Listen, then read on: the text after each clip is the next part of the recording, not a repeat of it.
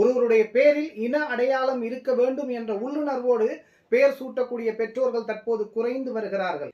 வணிகவியலுக்கு தேவையான அனைத்து மொழிகளையுமே கற்று புலமையோடு இருப்போம். ஆனால் அடிப்படை வாழ்வியல் பயன்பாட்டில் தமிழ் மொழிக்கே முன்னுரிமை அளிப்போம். சவால் என்பது தமிழ் அல்ல, அரை கூவல் என்பதே தமிழாகும். சபதம் என்பது தமிழ் அல்ல, சூள் உரைப்பு என்பதே தமிழாகும். உறவுகளுக்கு வணக்கம். பயனுள்ள தகவல்கள் உள்ளடங்கிய காணொளி ஊடாக உங்கள் அனைவரையுமே சந்திப்பதில் பெரும் மகிழ்ச்சி அடைகிறேன். ஒருவருடைய பெயர் என்பது மிகவும் தனித்துவமானது, ஒருவருக்கு ஒருவர் வேறுபடக்கூடியது. ஒருவருடைய பெயரில் இன அடையாளம் இருக்க வேண்டும் என்ற உள்ளுணர்வோடு பெயர் சூட்டக்கூடிய பெற்றோர்கள் தற்போது குறைந்து வருகிறார்கள்.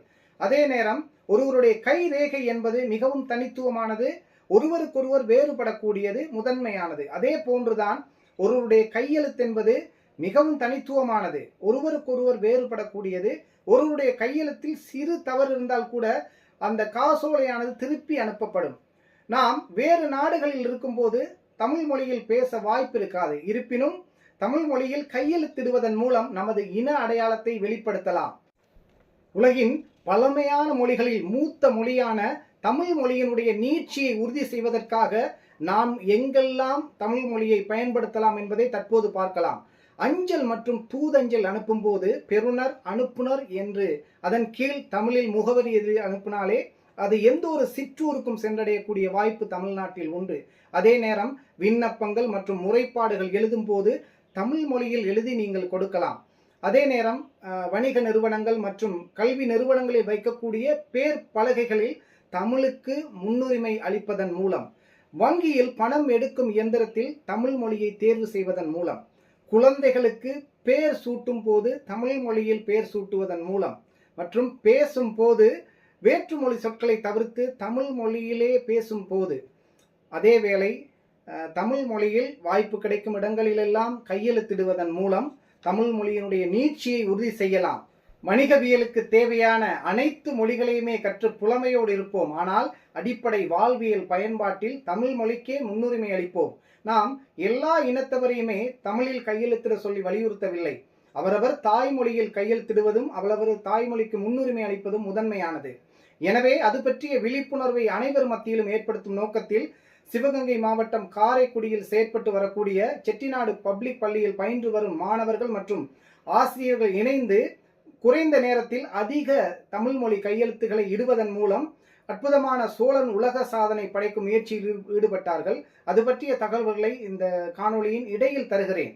நாம் தமிழ் மொழியில் பயன்படுத்தக்கூடிய ஆங்கில மொழி சொற்களை இலகுவாக இனம் காணலாம். ஆனால் தமிழ் மொழி சொற்கள் போல் ஊடுருவி இனம் காண முடியாமல் இருக்கக்கூடிய சொற்களை நாம் இனம் கண்டு தவிர்ப்பதன் மூலம் நாம் தமிழ் மொழியில் மட்டுமே வேற்றுமொழி சொற்கள் பயன்படுத்தாமல் பேசக்கூடிய வாய்ப்பை உருவாக்கலாம். எடுத்துக்காட்டாக சவால் என்பது தமிழ் அல்ல, அரை கூவல் என்பதே தமிழாகும். சபதம் என்பது தமிழ் அல்ல, சூள் உரைப்பு என்பதே தமிழாகும். தபால் என்பது தமிழ் அல்ல, அஞ்சல் என்பதே தமிழாகும். தயார் என்பது தமிழ் அல்ல, அணியம் என்பதே தமிழாகும். நபர் என்பது தமிழ் அல்ல, ஆள் என்பதே தமிழாகும். வசூல் என்பது தமிழ் அல்ல, சேகரிப்பு அல்லது அறவிடல் அல்லது தண்டல் என்பதே தமிழாகும். புகார் என்பது தமிழ் அல்ல, முறையீடு என்பதே தமிழாகும். போதை என்பது தமிழ் அல்ல, வெறி மயக்கம் என்பதே தமிழாகும். வாரிசு என்பது தமிழ் அல்ல, மரபுரிமையர் என்பதே தமிழாகும். ஜமீன்தார் என்பது தமிழ் அல்ல, நிலக்கிழார் என்பதே தமிழாகும். சாதம் என்ற சொல் தமிழ் அல்ல, சோறு என்பதே தமிழாகும். நாயகன் என்ற சொல் தமிழ் அல்ல, தலைவன் என்ற சொல்லே தமிழாகும். இதுபோன்று சில நூறு சொற்கள் தமிழ் மொழிக்குள் திணிக்கப்பட்டுள்ளன. இவை எப்படி எப்போது திணிக்கப்பட்டன என்பது பற்றிய துயரமான தகவல்களை விரைவில் நாம் காணொளியாக பதிவிடுவோம். தமிழ்நாடு அரசானது அரசு அலுவலர்கள் மற்றும் ஆசிரியர்கள் தமிழ் மொழியில் கையெழுத்திட வேண்டும் என்று அரசாணையை வெளியிட்டுள்ளது.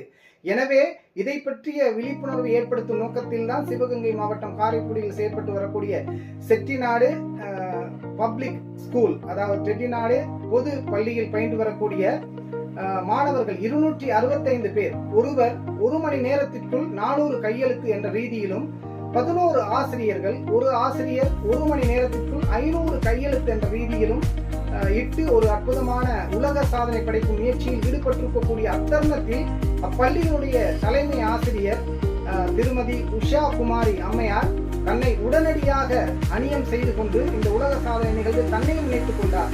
1 மணி நேரத்திற்குள் அவரும் 500 கையெழுத்துக்களை இட்டதன் மூலம் மொத்தமாக 1,12,000 தமிழ் கையெழுத்துக்கள் இடப்பட்டு அந்த முயற்சியை உலக சாதனையாக பதிவு செய்தது சோழன் உலக சாதனை புத்தக நிறுவனம்.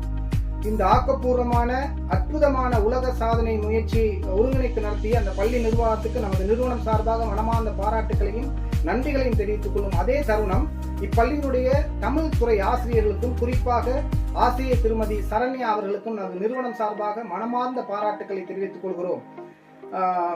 அதாவது உலகின் மூத்த மொழியான தமிழ் மொழிக்கு மேலும் சிறப்பை ஏற்படுத்தும் நோக்கத்தில், விழிப்புணர்வை ஏற்படுத்தும் நோக்கத்திலும் குறைந்த நேரத்தில் அதிக தமிழ் கையெழுத்துக்களை இட்டு உலக சாதனை படைத்த அந்த முயற்சியினுடைய காணொலியை தற்போது பார்க்கலாம்.